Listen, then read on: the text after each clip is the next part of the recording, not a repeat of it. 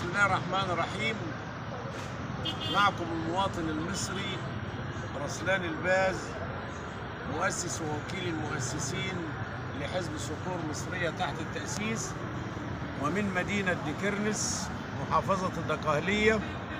نعبر بهذه الكلمات الجميلة الوطنية من أشعارنا المتواضعة حبا في مصر وقيادتها ومؤسساتها، حيث أقول: يا مصر عاشق سماك وترابك، يا مصر عاشق سماك وترابك، وأحمي عرينك في كل الدهور، وعاشق جيشك وقيادتك، السيس الصقر البطل الجسور.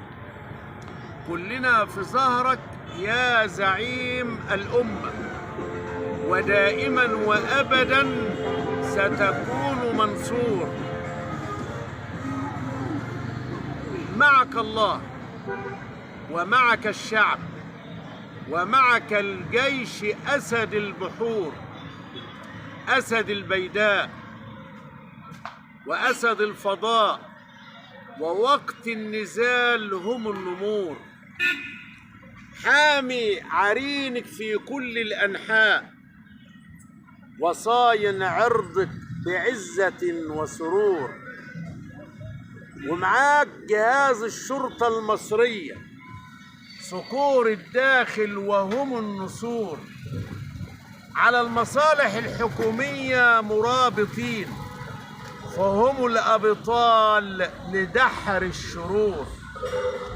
ومعاك جهاز المخابرات العامة والحربية،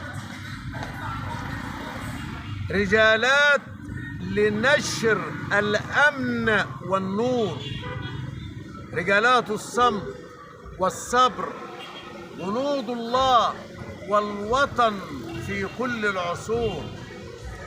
عاهدنا الله، عاهدنا الله يا ريس، وعهدناك نحمي مصر من كل مغرور. أزهرنا الشريف معاك وفداك، وكنائس مصر ناشر العطور.